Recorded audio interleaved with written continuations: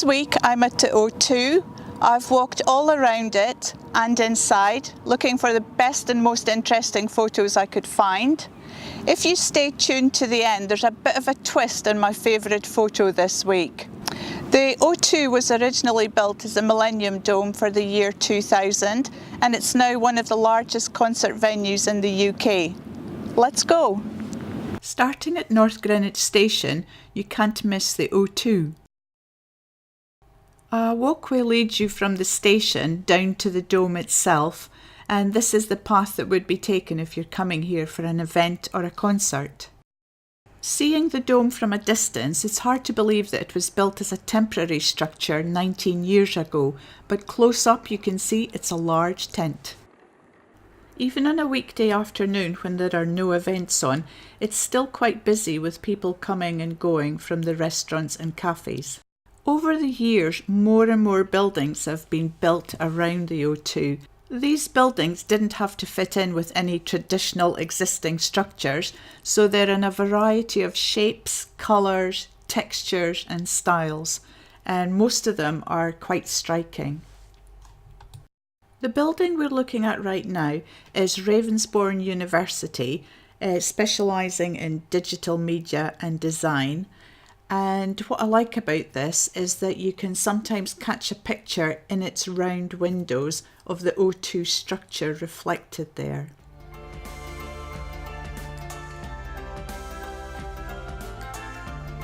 Turning back to the dome, this is really interesting. If you've got a good head for heights, one of the things you can do is climb right to the top onto a viewing platform.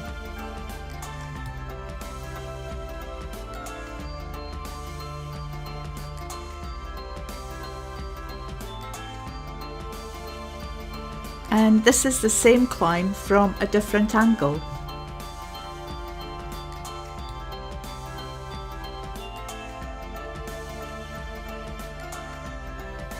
The structure itself is worth a few photos, although I have to say this would look much better against a blue sky.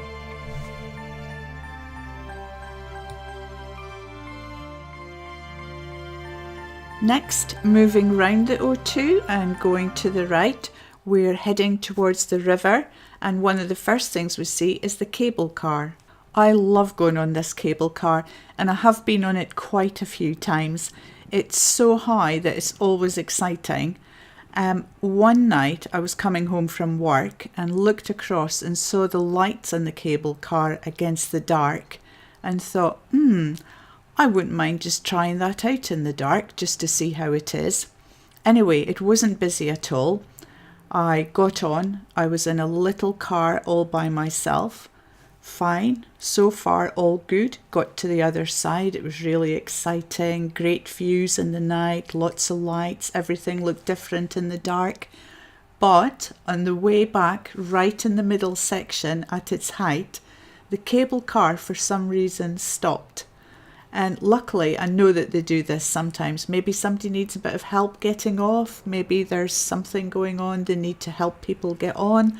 Whatever it was, it stopped right there in the middle. And there was just a silence apart from the creak, creak, creak of the cable car swaying in the wind. It was probably only for 2 minutes, but it felt much, much longer. Anyway, it didn't put me off, and I've been back on it again since. Looking across to the other side of the river, you can see by the number and the height of the cranes the scale of the building work going on that bank of the river as well. The DLR runs along that stretch, so it's a good communication route. So I guess that most of those will be residential. I really like the contrast of the reeds on this bank with all the buildings on the other, and with hindsight I think I should have taken a photo of this.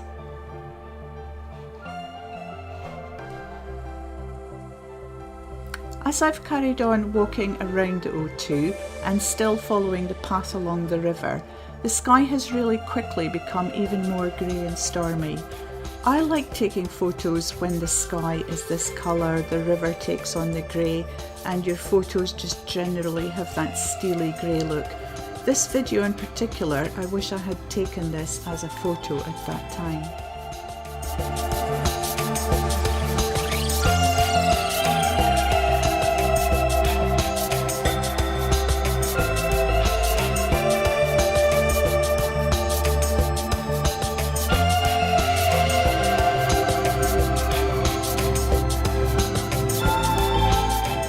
I didn't walk all the way right round the O2.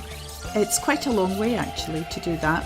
At this point I turned back, and as I came back again I saw this new construction looking over the river. Now I didn't know what that was at the time, but it's part of a new 6-kilometre walkway that's going to run right down to this point overlooking the river. It's called The Tide, and it's London's first ever linear park. It's going to open in July. It's going to be twice as long as New York's High Line, and it'll feature landscaped walkways up to 9 metres high, artworks and Damien Hirst sculptures. I've seen the artist's impressions, and if they're realised it'll be really beautiful. Next, as you can see from the sign, I'm continuing back towards the O2 and I'm going to head inside. And the first thing you see is that the structure of this tinted dome is really visible inside, and then you can see the scale of it. This is a new shopping centre, just newly opened, the Icon Outlet. And it's got this beautiful golden stairway.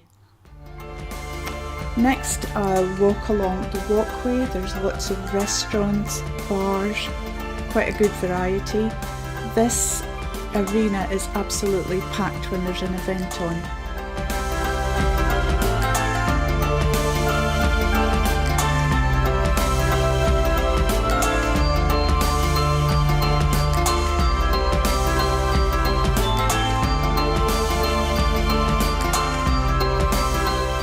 There's also permanent entertainment inside, including cinema, bowling alley and trampoline park.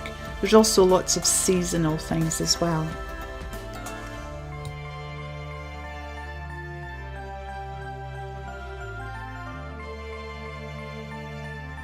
This is the entrance to the concert and event arena.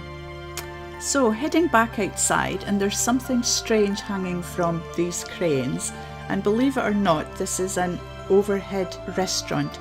There are people sitting up there and they've been craned up and they're having a meal. It's called London in the Sky. It's in London for only 76 days this summer between May and July, and they serve breakfast, lunch, prosecco and cake, and dinner. Quite pricey. Dinner ranges from £129 per person on a weekday to £159 at weekends, but it definitely is something different. So what were my favourite photos of today? Number 1, Ravensbourne University facade with the reflection of the O2 in the windows. I really like that one. Number 2, the ship under the stormy sky, the river bus. Number 3, a section of the O2 roof. Number 4 is this one because I like the patterns on the buildings and the shapes of them. And number 5 is the golden sparkly staircase leading up to the shopping centre. This is pure Instagram heaven, and I had to wait quite a while for it to empty.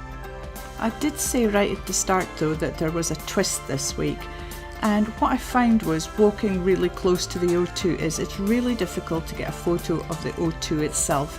For one thing, there's this security fence that you can see all around it, and also it's surrounded by buildings now. To get a proper photo of the whole structure of the O2, I've really come to realise that you need to be quite far away. There's this one I've taken a little distance away, which covers the top of the roof under a stormy sky.